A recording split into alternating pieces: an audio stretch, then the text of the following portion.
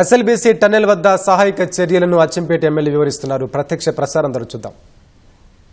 ఉన్నటువంటి డిపార్ట్మెంట్ దాదాపు 12 డిపార్ట్మెంట్ పనిచేస్తూ ఉన్నాయి.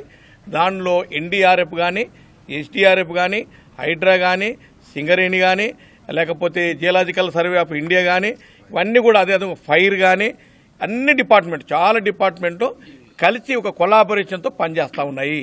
ఇది వార్ ఫుడ్ బేసిస్ మీద పనిచేస్తూ ఉన్నారు. ఇప్పుడు ప్రభుత్వం వెంటనే స్పందించింది.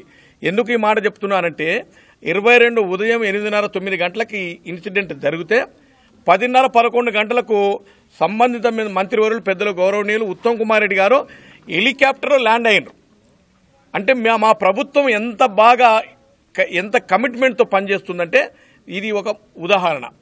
ఇది ఇంత బాగా మేము మానిటర్ చేస్తుండి గౌరవ ముఖ్యమంత్రి గారు కానీ మంత్రులు కానీ వెంటనే స్పందిస్తూ ఉన్నారు. ఎప్పటికప్పుడే ఈ ఉన్నతాధికారులతో ఎక్స్పర్ట్ తోటి మినిట్ టు మినిట్ మానిటర్ చేస్తూనే ఉన్నారు. కానీ దురదృష్టవశాత్తు ఏమిటంటే ఈ ఇన్సిడెంట్ను ఇది న్యాచురల్ కెలామిటీ, అంటే న్యాచురల్గా జరిగినటువంటి న్యాచురల్ ఫినామినా, న్యాచురల్ జరిగినటువంటి ఇన్సిడెంట్ను ప్రతిపక్ష పార్టీలో ఉన్నటువంటి గతంలో పనిచేసిన ముఖ్యమంత్రులు కానీ అదేవిధంగా మంత్రులు కానీ దీన్ని రాజకీయం చేయాలని మరి నిన్ననే మరి పెద్దలు వారంటే మాకు కూడా అభిమానమే, ఎవరు హరీష్ రావు గారు వారు విజిట్ చేశారు. ఈ విజిట్ చేయడంలో మా ప్రభుత్వం ఏ రకంగా పనిచేస్తున్నా ఒక మాట చెప్తాను నేను. 2020లో ఆగస్టు 24 ఫైర్ యాక్సిడెంట్ జరిగింది. ఎక్కడ? మన లెఫ్ట్ పవర్ హౌస్లో. ఆనాడు ప్రతిపక్షంలో ఉన్నటువంటి ఆ ప్రతిపక్ష నేత గౌరవనీయులు ఇప్పుడున్న ముఖ్యమంత్రి గారు రేవంత్ రెడ్డి గారు వారితో పాటు నేను కూడా ఉన్న ఆ రోజు ఏంటి అక్కడ ఆ ఇన్సిడెంట్ను విజిట్ చేయాలని చెప్పేసి హైదరాబాద్ నుంచి ఉటావుటిన బయలుదేరి వస్తే హాజీపూర్ దగ్గర అరెస్ట్ చేసి ఉదయం అరెస్ట్ చేసి సాయంత్రం వరకు హాజీపూర్లో పోలీస్ స్టేషన్లో పెట్టిన సంఘటన మేము చూశాం. ఇదే కాకుండా పాలమూరు రంగారెడ్డి లిఫ్ట్ ఇరిగేషన్లో ఆ లిఫ్ట్ తెగిపడి కింద పడితే అక్కడ 6 మంది చనిపోతే అప్పటి ప్రతిపక్ష నేత ఇప్పుడు ముఖ్యమంత్రి గారు ఆ రోజు కూడా మేమందరం కలిసి అక్కడ ఏదైనా పాలమూరు రంగారెడ్డి లిఫ్ట్ ఇరిగేషన్ దగ్గరికి వెళ్తుంటే అక్కడ తెలకపల్లిలో అరెస్ట్ చేసి నాగర్కర్నూలులో పంపించడం జరిగింది. మా ప్రభుత్వం డెమోక్రటిక్గా ఏ రకంగా పనిచేస్తున్నా ఒక మాట చెప్తాను నేను. నిన్న హరీష్ రావు గారు ఇది విజిట్ చేయడానికి వస్తూ ఉన్నారు. మేము వెల్కమ్ చెప్పాము. ప్రజాస్వామ్యంలో మీరు కూడా చూడండి, విషయాలు మీరు కూడా తెలుసుకోండి అని చెప్పినటువంటి ప్రభుత్వం ఈ ప్రభుత్వం. ఇది డెమోక్రటిక్గా పనిచేస్తున్న ప్రభుత్వం. మరి గతంలో మేము ఎక్కడైనా ఇన్సిడెంట్ జరిగినప్పుడు ఎక్కడ కూడా ప్రతిపక్ష నేతలు రాకుండా హౌస్ అరెస్ట్ చేయడం జరిగింది. ఎక్కడన్నా మేము తప్పించుకొని పోయితే కూడా మధ్యన పోలీసు డిపార్ట్మెంట్ తోటి అరెస్ట్ చేయించి ఎక్కడ ఆ ప్లేసులకు పోకుండా చేసినటువంటి ఘనత ఆ ప్రభుత్వాన్ని. అది డిక్టేటర్షిప్ ఉన్నది ఆ ప్రభుత్వంలో.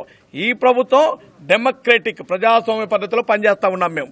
ఎక్కడ చిన్న ఇన్సిడెంట్ అయినా వెంటనే స్పందించే ప్రభుత్వం కాంగ్రెస్ పార్టీ ప్రభుత్వం.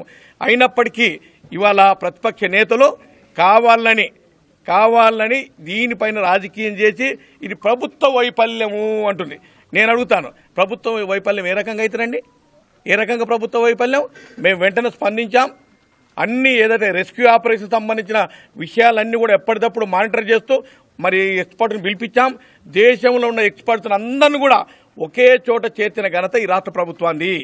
గతంలో ఈ దేశంలో ఎక్కడ కూడా ఇంతమంది ఎక్స్పర్ట్లు పనిచేసిన దాఖలాలు ఈ భారతదేశంలో లేవు. ఉంటే చెప్పమనండి. ఇదొకటైతే ఈ ప్రభుత్వం ముఖ్యమంత్రి గారు పోలేదని ఒక మాట చెప్తా ఉన్నారు. నేను ఇంకొక మాట చెప్తా ఉన్నాను. ఆ రోజు ఈ లెఫ్ట్ పవర్ హౌస్లో 9 మంది 7 మంది ఇంజనీర్లు 2 టెక్నీషియన్ చనిపోతే ఏ ముఖ్యమంత్రి రాలేదే, ఏ మంత్రి రాలేదే, ఏ ఎమ్మెల్యే రాలేదే. అదేవిధంగా పాలమూరు రంగారెడ్డి లిఫ్ట్ ఇరిగేషన్ కింద పడి 6 మంది చచ్చిపోతే ఎవరు రాలేదే. ఇది కాకుండా ఇక అక్కడ ఏంటి మన కొండగట్టు అంజన్న దగ్గర ఒక బస్సు యాక్సిడెంట్ అయింది. ఆ బస్సు యాక్సిడెంట్ అయితే 64 మంది చనిపోయారు. ముఖ్యమంత్రి పోలేదే. ఇదే కాకుండా ముఖ్యమంత్రి అప్పటి ముఖ్యమంత్రి ఉంటున్నటువంటి అంటే కేసీఆర్ గారు ఫామ్ హౌస్ దగ్గరలోనే కూతపెట్టు దూరంలో, అంటే మనం గట్టిగా మాట్లాడితే వినపడే దూరంలో ఆ రోజు ట్రైన్ వచ్చి ఒక స్కూల్ బస్సు కొట్టి 24 మంది చనిపోతే ఒక్కనాడు పోయి పరామర్శించలేరు. అదేవిధంగా మేడిగట్టు బ్యారేజ్ ఏదైతే ఉందో దాని కింద ఒక టనల్ ఉంటే అక్కడ 6 మంది చనిపోయినారు. ఎవరు తెలియకుండా రాత్రే వాళ్ళంతా తీసుకుపోయి ఖననం చేసి ఎవరు తెలియకుండా చేశారు. ఇవన్నీ మీ వైఫల్యాలు కాదా? మేమేమైనా రాజకీయం చేసినామా దాంట్లో? ఇవాళ మీరు కావాలని రాజకీయం చేస్తూ ఉన్నారు. వాస్తవంగా ఇవాళ మీరు చేయాల్సిన పని ఏమిటి?